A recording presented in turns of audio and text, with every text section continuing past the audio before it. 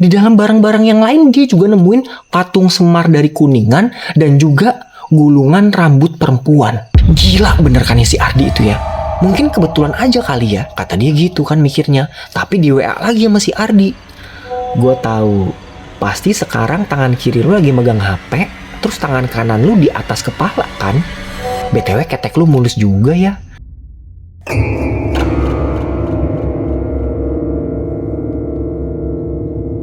Halo semuanya, balik lagi sama aku Pratama Prasetya di Paranoia. Tempat dimana kita akan ngebahas dua hal yang paling ditakutin sama manusia, mulai dari jin dan manusia itu sendiri. Nah, sebelumnya aku mau nanya dulu nih, pernah gak sih kalian tiba-tiba tuh naksir sama orang yang padahal sebelumnya itu biasa-biasa aja ya, bukan karena udah kenal, tapi kayak sehari itu gak ada perasaan apa-apa, tiba-tiba besoknya jadi kepikiran terus, sampai gak bisa tidur, sampai ke bawah mimpi. Nah, kali ini aku dapat kiriman cerita dari seorang yang ngalamin persis kayak gitu teman-teman. Kita panggil aja namanya Kak Sinta. Nah, awalnya dia juga bingung kan, kok bisa tiba-tiba suka sama ini cowok? Tapi ternyata dia kaget setelah tahu apa yang sebenarnya terjadi teman-teman. Ini dia ceritanya.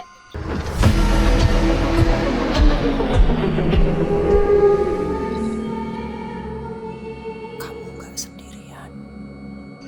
Jadi di tahun 2016, Kak Sinta ini lagi kuliah ambil D3 di salah satu kampus swasta di daerah Depok. Waktu dia semester 2, ada satu orang anak pindahan dari kelas pagi ke kelas malam. Namanya itu Ardi. Jadi dia ini masuk di tengah-tengah waktu teman-temannya Sinta udah pada saling kenal.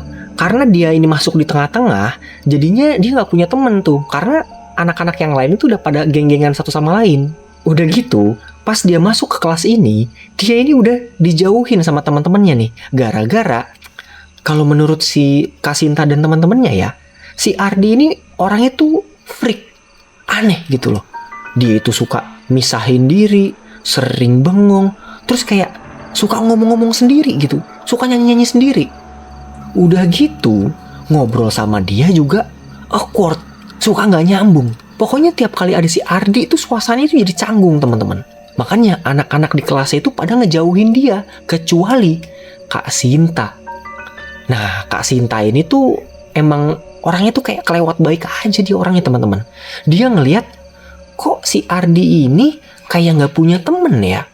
Coba gue temenin kata dia gitu kan.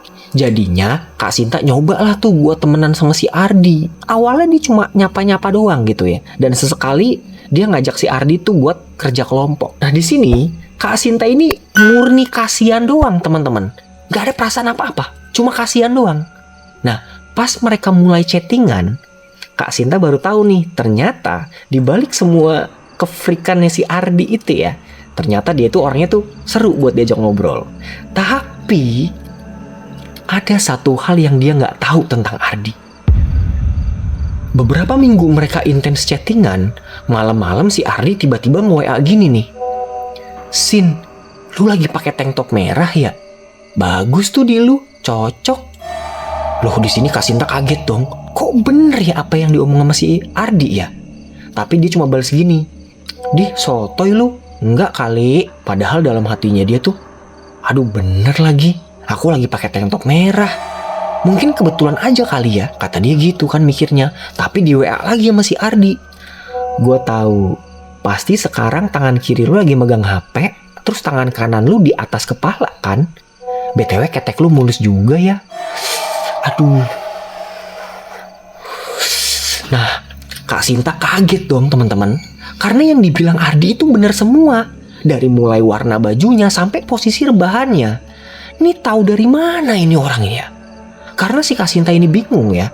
Kak Sinta itu sampai ngintip keluar jendela, terus ngecekin langit-langit kamar gitu. Kali aja si Ardi itu lagi ngintip. Tapi ternyata nggak ada apa-apa teman-teman. Dan kalau dari ceritanya Kak Sinta ini ya, feeling aku sih kayaknya aku ngerasa si Ardi ini emang kayak punya ilmu gitu teman-teman. Dan aku juga nggak tahu ilmunya apa ya. Soalnya si Ardi nambahin lagi begini. Sin, lu nggak usah ketakutan gitu dong. Gua nggak ada di luar rumah lu kok. Aduh, anjrit. Sumpah, freak banget ini dia teman-teman.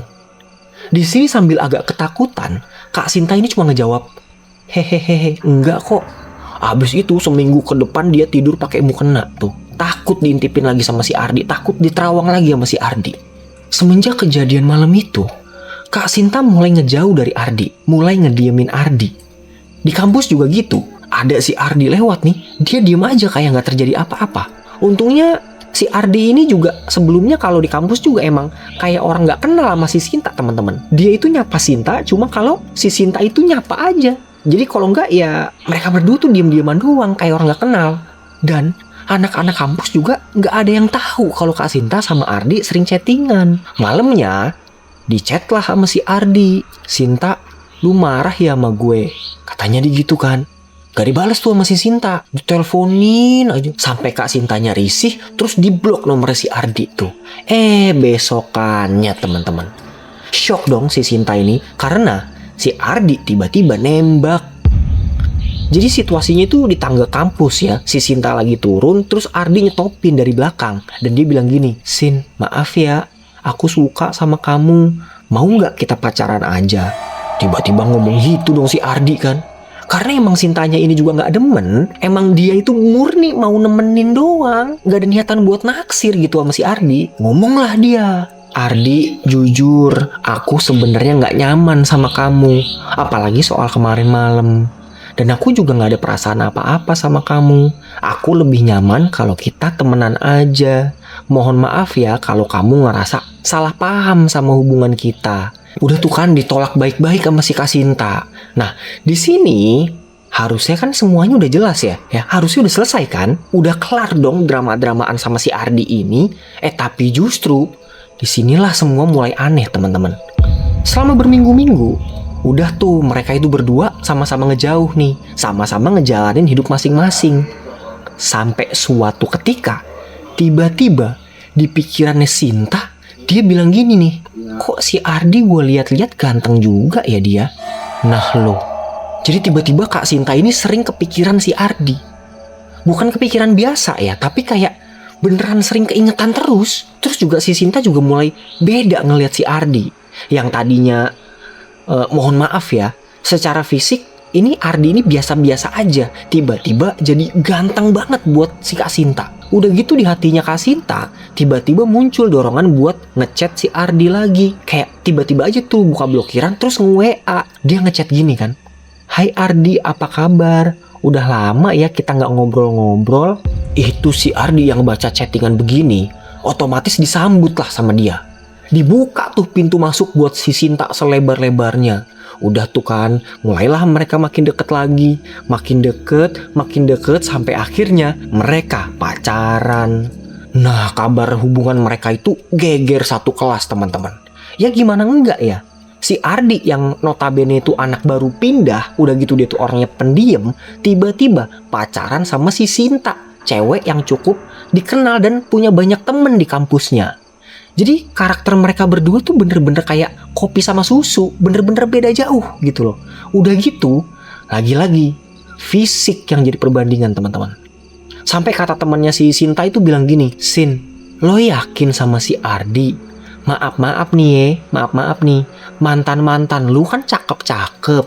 Sekarang kenapa lu malah milih sama si Ardi? Di sini dibelain kan tuh si Ardi sama si Sinta.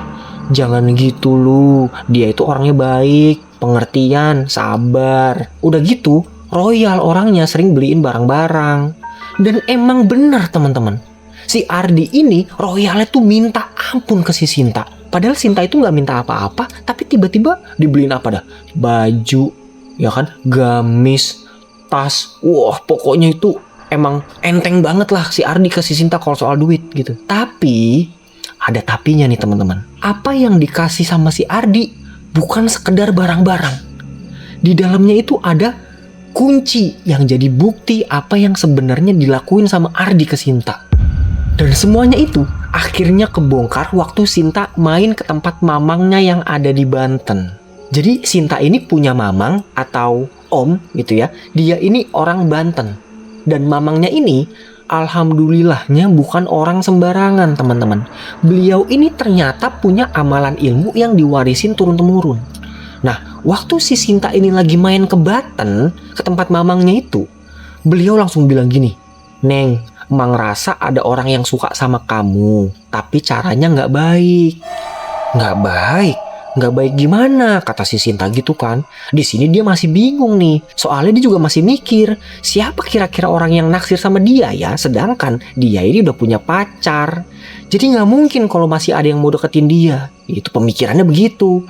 Udah tuh, di pertemuan pertama ini, mamangnya cuma ngasih info-info kayak begitu doang. Terus 3 bulan kemudian, main lagi nih Kak Sinta sama ibunya ke Banten. Kali ini mamangnya nggak ngomong ke Kak Sintanya doang ya, tapi dipanggil juga tuh ibunya. Ya, jadi ibunya sama Kak Sinta itu duduk ya bertiga sama omnya, dan omnya bilang gini, "Teh, Neng, waktu kita lahir di badan kita itu ada 2 sukma, sukma jahat sama sukma baik. Kalau nggak ada salah satunya, kita nggak akan seimbang. Nah, saya rasa satu sukmanya Neng Sinta ada yang ngambil, tapi saya nggak tahu yang mana." Habis itu, mamangnya Kak Sinta ngeluarin kertas yang ada kayak doa-doanya gitu. Terus panduan hari-hari apa aja Kak Sinta itu harus puasa.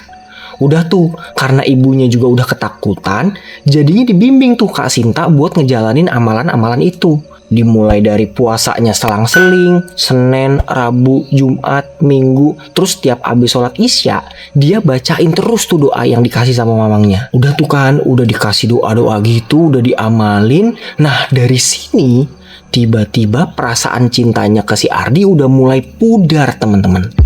Dia mulai ngelihat Ardi tuh kayak yang pertama kali dia lihat, ya awkward, canggung, dan gak nyambung. Kak Sintanya juga mikir, kok gue mau ya jadian sama nih orang ya?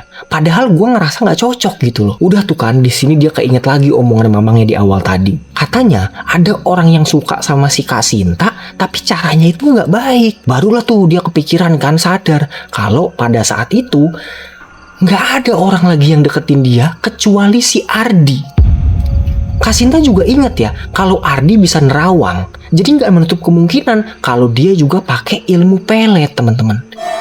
Kalau kata Kak Sinta, sejauh yang dia tahu ya, ilmu pelet itu butuh perantara, butuh media buat ritualnya. Untungnya Kak Sinta langsung ngeh nih. Dia curiga sama barang-barangnya si Ardi. Makanya langsunglah tuh dia keluarin semua barang-barang pemberiannya si Ardi. Dari mulai gamis, tas, sepatu, semua dia tarik terus dia kumpulin di ruang tamu. Habis itu, dia cek secara detail barang itu satu persatu. Dan apa yang ditemuin tuh bener-bener gila, teman-teman. Gila itu si Ardi tuh. Maaf ya, aku jadi ikutan kesel gitu ya. Ikutan gregetan gitu loh. Jadi, waktu si Sinta ini lagi ngecek tas pemberiannya si Ardi, dia baru sadar ternyata di dalam tasnya itu ada sleting kecil tersembunyi gitu ya. Dibukalah sama si Sinta.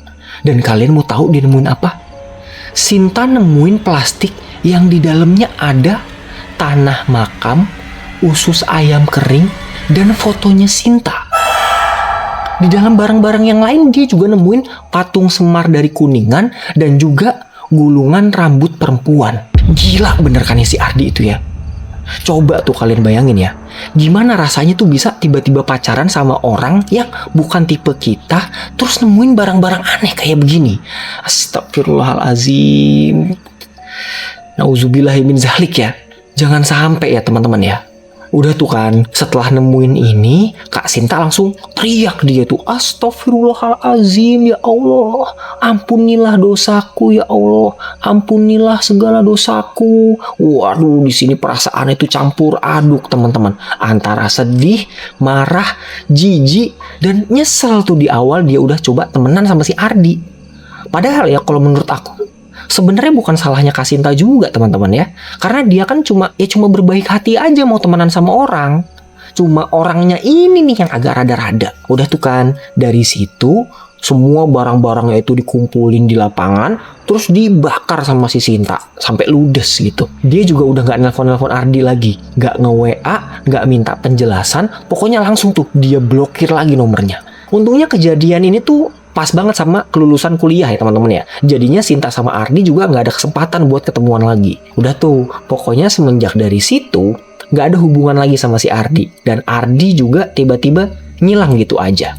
Dari cerita ini, kita bisa sama-sama belajar ya teman-teman ya. Untuk membuktikan rasa cinta itu bukan seperti itu. Bukan lewat ilmu hitam. Karena kalau udah kayak begitu, itu bukan sayang ya teman-teman ya. Itu obses. Kalau emang kita beneran suka sama orang, ya kita perjuangin dengan cara-cara yang baik gitu loh.